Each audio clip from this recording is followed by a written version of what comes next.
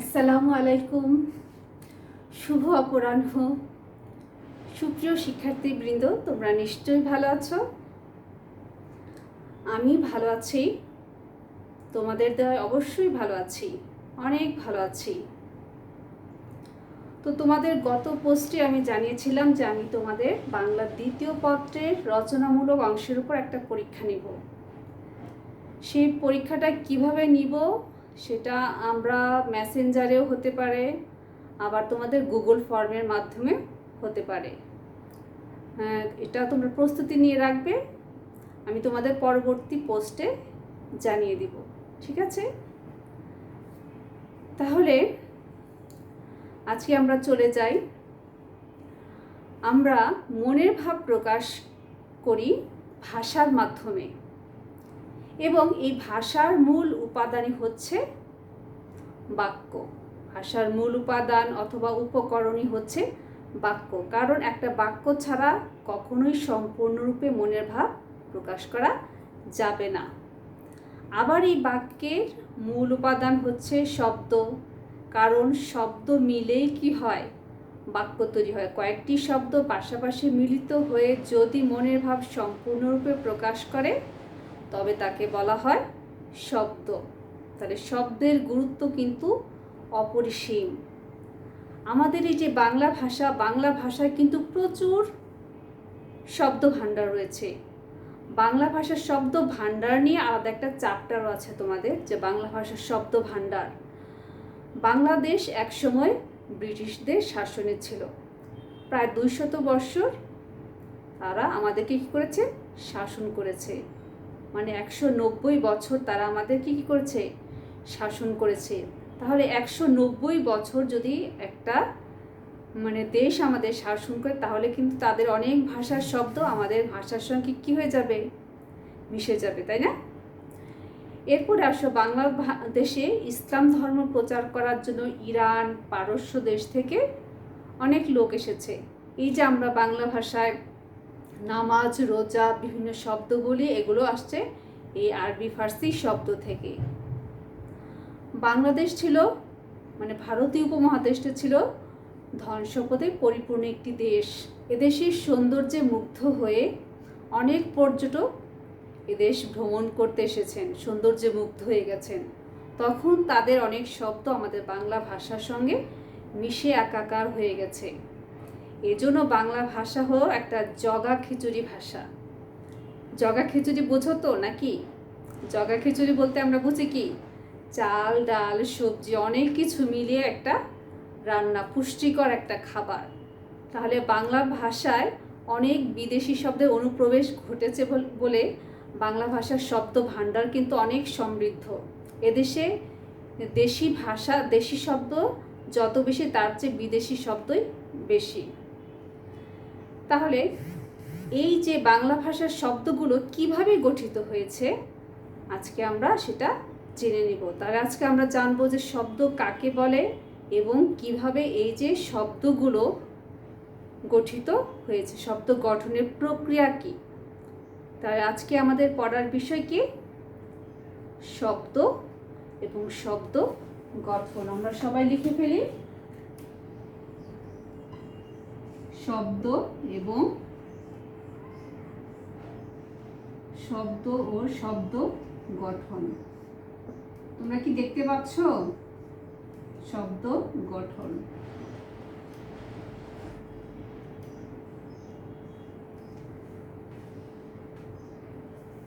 যেহেতু বলেছি যে বাংলা ভাষায় বিভিন্ন ভাষার শব্দের অনুপ্রবেশ ঘটেছে, তাহলে এর গঠন প্রক্রিয়াটাও কিন্তু একটু অনেক প্রক্রিয়া বাংলা ভাষার শব্দ গঠিত হচ্ছে। শুধু বাংলা ভাষা কেন, পৃথিবীর সকল ভাষায় বিভিন্ন প্রক্রিয়ায় গঠিত হয়েছে। তাহলে আজকে আমরা চলো যে কি কি প্রক্রিয়ায় বাংলা ভাষার এই শব্দগুলো গঠিত হয়েছে আমরা আগে জেনে নিই, ঠিক আছে? তার মধ্যে প্রথমে আমি তোমাদের দেখাচ্ছি, একটা হলো, দেখো, দেখতে পাচ্ছ কি তোমরা? হ্যাঁ, দেখো কি দেখাচ্ছি, উপসর্গ।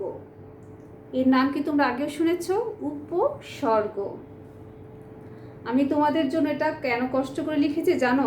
অনেক সময় বোর্ডের লেখাটা দূর থেকে বোঝা যায় না বলেই তোমাদের জন্য এই কষ্ট করে আমি তৈরি করেছি। উপসর্গ।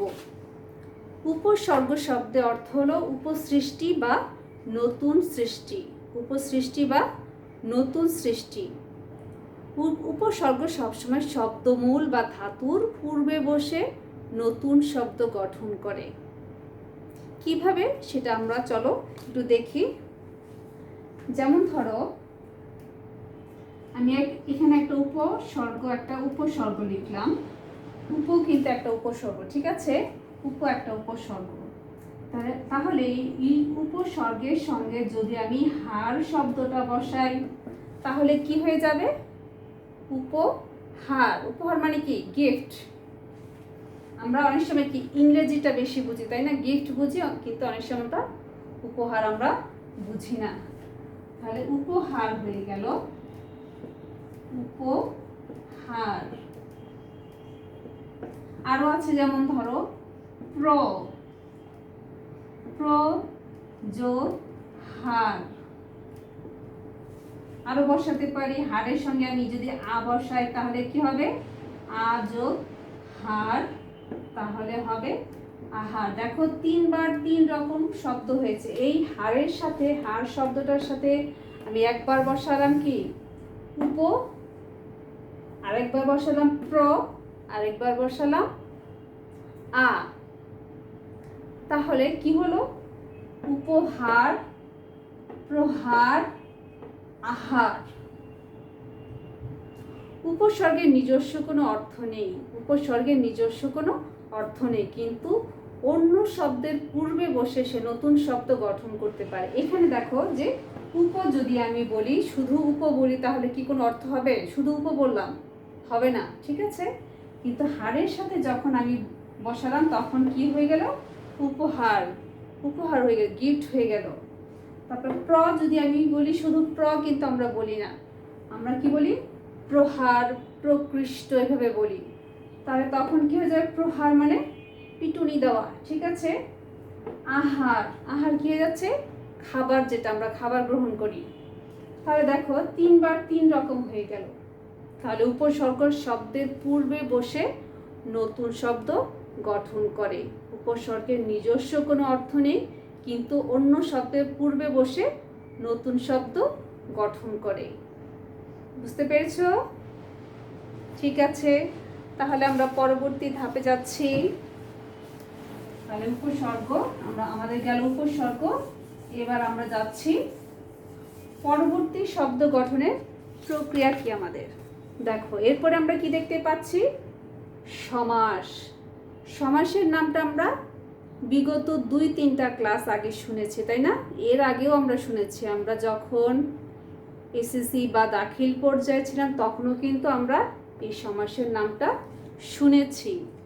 এই সমাস শব্দের অর্থ হলো সংক্ষেপণ, মিলন, একপদীকরণ।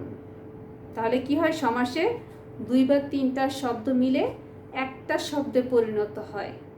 2 বা 3টা শব্দ মিলে একটা শব্দে পরিণত হয়। একটা উদাহরণ দিয়ে দেখাচ্ছি, কারণ প্রমাণ ছাড়া তো কেউ বিশ্বাস করবে না, তাই না? দেখো, বিলাত,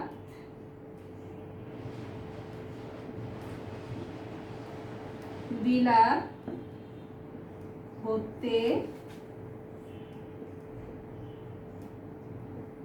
ফেরত।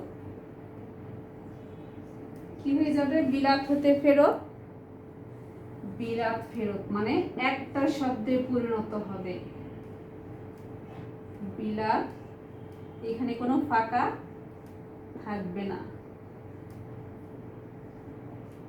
আরো হতে পারে পা হতে মাথা পর্যন্ত। এক কথায় কি হবে? আপাদ মস্তক। গাছে পাকা হয়ে যাবে গাছ পাকা। চায়ের বাগান হয়ে যায় চা বাগান। তাহলে কি হচ্ছে? সমাসের মাধ্যমে শব্দ 2 বা 3টা শব্দ মিলে একটা শব্দে পরিণত হচ্ছে, অর্থাৎ নতুন একটা শব্দে পরিণত হচ্ছে। তাহলে আমরা 2টা নাম পেয়ে গেলাম। একটা পেলাম উপসর্গ, আর একটা পেলাম সমাস। ঠিক আছে? হ্যাঁ, তোমরা লিখছো তো সবাই? আমি কিন্তু ঘুরে ঘুরে সবার খাতায় দেখব। হ্যাঁ, তুমি লিখছো? ওকে, ঠিক আছে, ধন্যবাদ। তুমি সবাই খুব লক্ষ্মী, তাই না? সবাই লক্ষ্মী, সবাই লিখছে। তাহলে আমরা দুটো পেলাম। এবার আমরা যাচ্ছি পরবর্তী, আমরা কিভাবে আমরা নতুন শব্দ গঠন করতে পারি। এটা কি দেখতে পাচ্ছ? সন্ধি। সন্ধি বললে আমাদের সাথে নাম আসে কি? তোমরা বলে ভালো, বিচ্ছেদ। কারণ কি, আমরা একদম ক্লাস 6 থেকে আমরা সন্ধি পড়ে আসছি, এবং সন্ধি বললে আমরা বলি সন্ধি বিচ্ছেদ। সন্ধি শব্দের অর্থ হলো মিলন। সন্ধি শব্দের অর্থ হলো মিলন। এখন কার সাথে কার মিলন হয়? আমাদের যখন কারোর সাথে কোনো বন্ধুত্ব হয়, মিলন হয়, তখন কিভাবে হয়? যদি আমরা পাশাপাশি থাকি, যদি আমরা একই স্কুলে পড়ি, যদি আমরা একই বাসায় থাকি, অথবা যদি আমাদের মনের মধ্যে মিল থাকে। দূরে থাকলেও কিন্তু বন্ধুত্ব হয় যদি সেটা মনের মিল থাকে। তার মানে কি, সবই কিন্তু কাছাকাছি হয়, সেটা মনের কাছাকাছি অথবা আমাদের কাছাকাছি, অর্থাৎ জায়গার কাছাকাছি। ঠিক আছে? তাহলে সন্ধি শব্দের অর্থ হলো মিলন। তাহলে এই সন্ধির সংজ্ঞাটা কি হবে? যে পাশাপাশি দুটি ধ্বনির মিলনের নামই হচ্ছে সন্ধি। আর যদি বইয়ের ভাষায় আমরা বলতে চাই, সন্নিহিত দুটি ধ্বনির মিলনের নামই হচ্ছে সন্ধি। অনেকে বলে দুটি ধ্বনি বা বর্ণের, কিন্তু বর্ণের কিন্তু হবে না। ঠিক আছে? কারণ সন্ধিটা কিন্তু উচ্চারণের দিকে খেয়াল রেখে করা হয়। সন্ধি উচ্চারণের দিকে খেয়াল রেখে করা হয়, এই জন্য শুধুমাত্র কি হবে? ধ্বনি হবে। যে পাশাপাশি দুটি ধ্বনির মিলনের নামই হচ্ছে সন্ধি। এখন আমি তোমাদের দেখিয়ে দিচ্ছি যে কিভাবে পাশাপাশি ধ্বনিটা মিলিত হয়। দেখো, এখানে বিদ্যা একটা শব্দ, বিদ্যা যখলা হবে, বিদ্যা যোগ আলোয়। বিদ্যা যোগ আলোয় কি হয়ে যাবে? বিদ্যা যোগ আলোয় কি হয়ে যাবে? দুটো মিলে বিদ্যালয়। নিচে লিখছি বিদ্যালয়। এখন দেখো, বিদ্যার উচ্চারণ করে শেষে কি ধ্বনি আসে? আ। আর আলোয়ের আগে আ। এখন এখানে পাশাপাশি কোনটা? এই বিদ্যার আ এবং আলোয়ের আ কিন্তু পাশাপাশি। আমি সন্ধির সংজ্ঞায় বলেছি কি, পাশাপাশি দুটি ধ্বনির মিলনের নামই হচ্ছে সন্ধি। এখন দেখো, বিদ্যা যোগ আলয়, এখানে কিন্তু মিলনটা হয়েছে। বিদ্যা যোগ আলয়, আমরা কি এভাবে বলি যে আমি বিদ্যা আলয়ে যাব? বলি না, আমি বিদ্যালয়ে যাব, সেভাবে বলি। তাহলে এখানে কি হলো? যে পাশাপাশি দুটি ধ্বনির মিলন ঘটেছে। আর হতে পারে সূর্যোদয়। সূর্য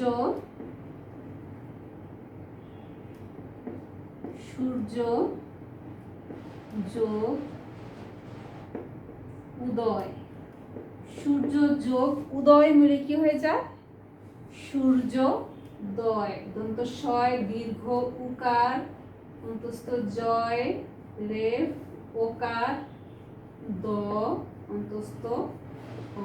এখানে দেখো, সূর্যর অ আর উদয়ের উ, অ আর উ মিলে ওকার হয়ে গেছে। সূর্য যোগ উদয় হয়ে গেছে সূর্যোদয়। এই বানানটা কিন্তু ভুল করবে না, অকার আর উকার মিলে ওকার হয়ে যায়। ঠিক আছে?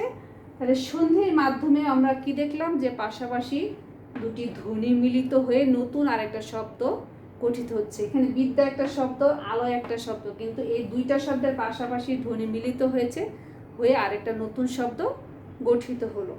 ঠিক আছে? তাহলে আমরা তিনটা পেলাম। একটা পেলাম উপসর্গ, সমাস, তারপর পেলাম সন্ধি। এবার দেখি আমরা কোথায় যাই।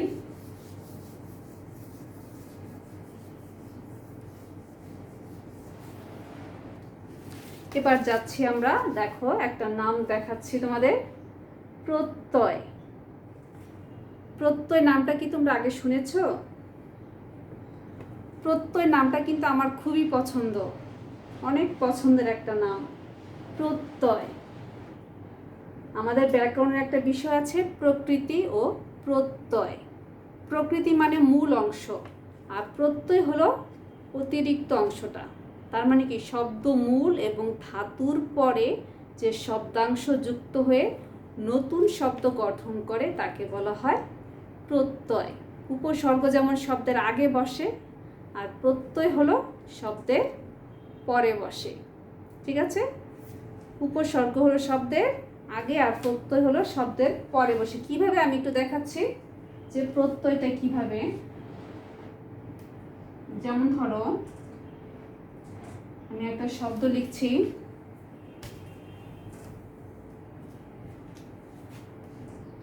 ঢাকা একটা শব্দ লিখছি, ঢাকা। এখন আমি একটা নতুন শব্দ বানাবো,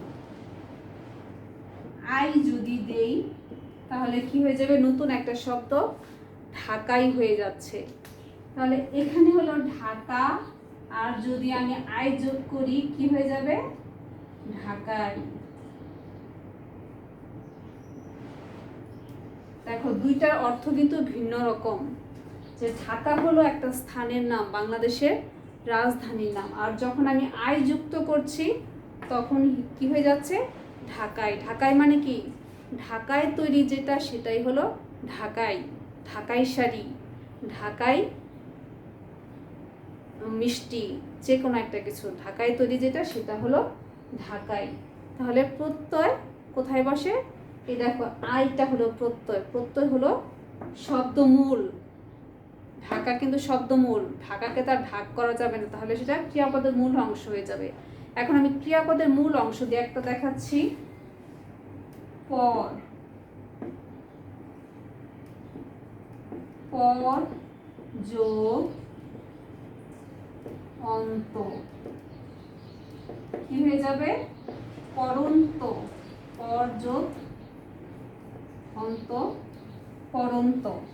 দেখো এই যে পর, পর হলো ক্রিয়াপদের মূল অংশ। যখন আমরা ধাতু বা ক্রিয়াপদের মূল অংশ বলবো তখন তার রূপটা হয় তুচ্ছ রূপ। আমরা তুই করে বলি, তুই পর, তুই কর, এভাবে বলি। এই যে একটা হসন্ত চিহ্ন দিয়ে আমরা সেটাকে ক্রিয়াপদের মূল অংশটা আমরা বোঝাই। তাহলে পর যোগ অন্ত, নতুন একটা শব্দ হয়েছে পরন্ত। পরন্ত বিকেল, যেমন ধরো আজকে আমি তোমাদের ক্লাস নিতে এসেছি পরন্ত বিকেলে। ঠিক আছে, তাহলে পরন্ত শব্দের অর্থ হলো যেটা বেলা পড়ে গেছে, শেষ মুহূর্তে। তাহলে আমরা পেলাম উপসর্গ, সমাস, সন্ধি, প্রত্যয়।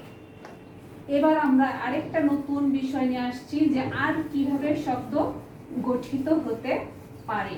এখন আমি যে লিখছি, তোমরা কি সবাই লিখছো? আমি একটু ঘুরে ঘুরে দেখে আসি, ঠিক আছে? হ্যাঁ, তোমারটা হচ্ছে, এই বানানটা ঠিক করো, এখানে ভুল আছে একটু। দেখি তোমার খাতাটা। হ্যাঁ, চমৎকার হাতের লেখা, অনেক সুন্দর, ভেরি গুড, গুড, খুব ভালো। ঠিক আছে, এবার আসো আমরা কিভাবে আর নতুন শব্দ গঠন করতে পারি। আমাদের পরবর্তী শব্দ গঠনে আরেকটা প্রক্রিয়া দেখাচ্ছি, বাগধারা। বাগধারা, বাগধারা নাম তো তোমরা অবশ্যই শুনেছ। বাক শব্দের অর্থ হলো কথা, আর ধারা শব্দের অর্থ হলো স্টাইল বা প্রবাহ। তাহলে কথার ধারা বা প্রবাহ বা কথার স্টাইল, আমরা একটা কথাকে সাধারণভাবে না বলে আমরা যদি স্টাইল করে বলি তাহলে সুন্দর লাগবে না? আমরা তো পোশাক আশাকের ক্ষেত্রে অনেকেই কী করি, স্টাইল করি, তাই না? যেমন ধরো যে তুমি মাথায় সুন্দর একটা ক্লিপ লাগিয়েছো, ও মাথায় সুন্দর স্কার্ফ পরেছে, যেমন ধরো আমিও পরেছি একটা স্কার্ফ পরেছি। তো এটা কি একজনের এক একটা স্টাইল। একটা কথাকেও কিন্তু স্টাইল করে বলা যায়। যেমন ধরো আমি যদি বলি যে তোমাকে ক্লাস থেকে গলা ধাক্কা দিয়ে বের করে দিব, তখন কিন্তু তুমি অনেক রাগ করবে। কিন্তু আমি যদি এটা বলি যে তোমাকে অর্ধচন্দ্র দিয়ে বের করে দিব, অনেকেই কিন্তু এটা মানে বুঝবে না, বুঝবে যে ম্যাডাম মনে হয় আমাকে চাপ দিতে চাইছে। কিন্তু এই অর্ধচন্দ্র শব্দের অর্থই কিন্তু গলা ধাক্কা। ঠিক আছে, কি অর্থ? গলা ধাক্কা। তাহলে এই দেখো যে একটা কথাকে স্টাইল করে বললে কত সুন্দর লাগে। আরও অনেক হয়, যেমন অন্ধের যষ্টি, আমরা পড়েছি আগেই, অন্ধের যষ্টি। অন্ধ মানে তো আমরা জানি যার চোখে সমস্যা আছে। আর যষ্টি শব্দের অর্থ হলো লাঠি বা দণ্ড। অন্ধ লোকের একমাত্র অবলম্বন কি? লাঠি বা দণ্ড। যষ্টি শব্দের অর্থ হলো লাঠি বা দণ্ড, অন্ধের যষ্টি। আরও বলতে পারি, তুমি তো আজকাল ডুমুরের ফুল হয়ে গেছো। ডুমুরের ফুল কিন্তু দুর্লভ, পাওয়া যায় না, দুর্লভ দর্শন। তুমি ডুমুরের ফুল হয়ে গেছো, তুমি অমাবস্যার চাঁদ হয়ে গেছো। অমাবস্যার সময় কি চাঁদ দেখা যায়? অমাবস্যার সময় চাঁদ দেখা যায় না। এই যে আমরা বলছি অন্ধের যষ্টি, তারপর অর্ধচন্দ্র, তারপরে কি বললাম, অমাবস্যার চাঁদ, ডুমুরের ফুল, এগুলোই কিন্তু বাগধারা। অর্থাৎ কথাকে সাধারণভাবে না বলে একটু স্টাইল করে প্রকাশ করা, এটাই হলো বাগধারা। তাহলে আমরা আরেকটা পেয়ে গেলাম যে শব্দ গঠন আরেকটা প্রক্রিয়া হলো বাগধারার মাধ্যমে আমরা নতুন নতুন শব্দ পেতে পারি। ঠিক আছে, আবার আমি বোর্ডে আবার লিখে দিব তোমাদের। এখন দেখো আরেকটা হলো পদ পরিবর্তন। পদ পরিবর্তন, পদ পরিবর্তন দেখা যাচ্ছে কি না বলো? পদ পরিবর্তন, পদ পরিবর্তন। এই যে পদ পরিবর্তন, কিভাবে আমরা পদ পরিবর্তনের মাধ্যমে নতুন শব্দ পেতে পারি? যেমন ধরো আমরা পদের নাম তো শুনেছি নাকি? পদ কাকে বলে? বাক্যের অন্তর্গত প্রতিটি শব্দকে বলা হয় পদ। বাক্যের অন্তর্গত প্রতিটি অর্থবোধক শব্দকে বলা হয় পদ। যখন শব্দ বাক্যের মধ্যে থাকে তখনই সেটা পদ হয়ে যায়। আমরা জানি পদ কত প্রকার: বিশেষ্য, বিশেষণ, সর্বনাম, ক্রিয়া, অব্যয়। তাহলে এই পদ পরিবর্তনের মাধ্যমেও কিন্তু আমরা কি করতে পারি? নতুন নতুন শব্দ তৈরি করতে পারি। যেমন ধরো অলস। অলস মানে কি? আমরা তো অনেকেই অলস, তাই না? পড়াশোনা করতে চাই না, অলস। এই অলসকে যদি আমরা পদ পরিবর্তন করি তাহলে একটা করা যায় আলস্য। অলস থেকে কি হয়ে গেল? আলস্য। আলস্য এক প্রকার ভয়ানক ব্যাধি। দেখো এখানে অলস দ্বারা তোমার দোষ গুণ বোঝাচ্ছে, তুমি খুব অলস প্রকৃতির, তাহলে এটা বিশেষণ পদ। আবার যদি বলি আলস্য, তখন সেটা এই অলস অবস্থার নাম, তখন সেটা কি হয়ে যাচ্ছে? তখন সেটা বিশেষ্য পদ হয়ে যাচ্ছে, নাউন হয়ে যাচ্ছে। আর এটা হলো বিশেষণ পদ, বা যেটাকে বলা হয় ইংরেজিতে অ্যাডজেক্টিভ। ঠিক আছে, অলস। তাহলে দেখো যে অলস থেকে আলস্য, পদ পরিবর্তন করেও কিন্তু আমরা কি পেলাম? নতুন শব্দ পেলাম। আরও আছে যেমন ধরো দরিদ্র থেকে দারিদ্র। দরিদ্র হলো বিশেষণ পদ আর দারিদ্র হলো বিশেষ্য পদ। এভাবে আমরা পদ পরিবর্তনের মাধ্যমেও কি পেতে পারি? নতুন নতুন শব্দ তৈরি করতে পারি। ঠিক আছে, বুঝতে পারছো? ওকে, তাহলে আমাদের বাগধারা হয়ে গেল, পদ পরিবর্তন হয়ে গেল, আর আমাদের মাত্র দুটো বাকি আছে। এবার এসো আমরা আরেকটা দেখি যে আমরা কিভাবে আমরা পদ পরিবর্তন করতে পারি। দেখো কি দেখা যাচ্ছে? দ্বিরুক্ত শব্দ। দ্বিরুক্ত শব্দ সবাই লিখে নাও, সবাই তুলে নাও। দ্বিরুক্ত শব্দ আমি তোমাদের জন্য এজন্যই সামনে তুলে ধরছি যাতে দেখা যায়। দ্বিরুক্ত শব্দ। দ্বি শব্দের অর্থ হলো দুই। দ্বি শব্দের অর্থ হলো দুই। দ্বি মানে দুই। দ্বি যোগ উক্ত। তাহলে এখানে সন্ধি হয়ে কি হয়ে গেল? দ্বিরুক্ত। উক্ত শব্দের অর্থ হলো বলা হয়েছে এমন। তার মানে কি? দুইবার বলা হয়েছে এমন শব্দ। আমরা বাংলা ভাষায় অনেক শব্দ দুইবার ব্যবহার করি। কেন? একবার বললে যে অর্থ প্রকাশ করে, দুইবার বললে তার চেয়ে আরো বেশি সম্প্রসারিত বা জোরালো অর্থ প্রকাশ পায় এই দ্বিরুক্ত শব্দের মাধ্যমে। যেমন ধরো, আমি যদি তোমাদের বলি যে আমার জ্বর আসছে, তখন কিন্তু তোমরা বুঝে নেবে যে আমার জ্বর এসে গেছে। আবার যদি বলি আমার জ্বর জ্বর লাগছে, তাহলে কি বোঝা যাবে? যে আমার জ্বর এখনো আসেনি, জ্বর জ্বর একটা ভাব আসছে, জ্বরের ভাব। যদি বলি রাশি, তাহলে বোঝা যাবে একটু বেশি। কিন্তু যদি বলি রাশি রাশি, তখন মনে হবে যে আরও বেশি ব্যাপক। ঠিক আছে? তারপর আরও আছে শন শন, তারপরে মরমর, ছোট ছোট ডাল কেটে ফেলো, চাটা নিয়ে এসো। তাহলে দেখো, এভাবে আমরা দ্বিরুক্ত শব্দের মাধ্যমেও নতুন শব্দ পেতে পারি। দ্বিরুক্ত শব্দ সবসময় একই রকম যে হবে, একই চেহারার হবে তা না। কখনো সেটা বিপরীতার্থক শব্দযোগী হতে পারে, কখনো সমার্থক শব্দযোগী হতে পারে, কখনো পরবর্তী পদের পরিবর্তন করেও দ্বিরুক্ত শব্দ হতে পারে। ঠিক আছে? বুঝতে পেরেছ? তাহলে দ্বিরুক্ত মানে দুইবার বলা হয়েছে এমন শব্দ। তবে দ্বিরুক্ত শব্দের মাধ্যমে আমরা কি করতে পারি? নতুন শব্দ গঠন করতে পারি। এবার এসো সর্বশেষ যেটা, বিভক্তি। বিভক্তি কারক পড়তে গেলে আমরা বিভক্তি নাম চলে আসে আমাদের। কারক ও বিভক্তি নির্ণয় করো। এই বিভক্তির ক্ষেত্রে অনেকেই বলে থাকে যে বিভক্তির মাধ্যমে নতুন শব্দ হয় না, কিন্তু আমি বলি বিভক্তির মাধ্যমেও নতুন শব্দ হয়। কারণ বিভক্তি ছাড়া শব্দই হবে না, পদ হবে না। ঠিক আছে? যখন আমরা বাক্যে কোনো শব্দ ব্যবহার করব, তখন এই বিভক্তিটা কি করে? বাক্যের একটা শব্দের সাথে আরেকটা শব্দের কি করে? সম্পর্ক তৈরি করে। ঠিক আছে? কিভাবে? যেমন ধরো, আমি দেখাচ্ছি উদাহরণ দিয়ে। আমি যদি এভাবে লিখি যে মা শিশুকে চাঁদ দেখাচ্ছে, মা,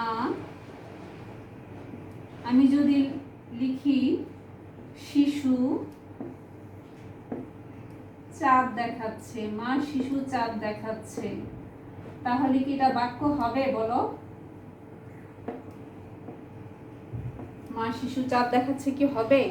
হবে না। কি দিতে হবে? কে দিতে হবে এখানে। আবার যদি বলি আমি যাওয়া হবে না, হবে এটা কি হবে? আমার যাওয়া হবে না।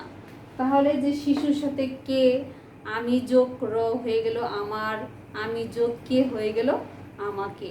তাহলে বিভক্তিও কি হয়? বিভক্তিও কি করে? শব্দকে সম্প্রসারিত করে। সমাস যেমন শব্দকে সংক্ষিপ্ত করে, আর বিভক্তি করে বিভক্তি শব্দকে প্রসারিত করে। ঠিক আছে? কিন্তু নতুন শব্দ কিন্তু হচ্ছে, শিশু থেকে শিশুকে, আমি থেকে আমার, আমি থেকে আমাকে, নতুন নতুন শব্দ হচ্ছে। তাহলে এবার আমরা এসো, আমাদের কিন্তু চূড়ান্ত পর্যায়ে আমরা চলে এসেছে। এখন একটু আবার প্রথম থেকে একটু ঝালাই দিচ্ছি। ঠিক আছে? সেটা কিরকম? ঝালাই তো চেনো নাকি? তো প্রথমে আমরা কি বলেছি? প্রথমে বলেছি আমরা উপসর্গ। উপসর্গ শব্দ সবসময় শব্দের পূর্বে বসে, শব্দমূল ও ধাতুর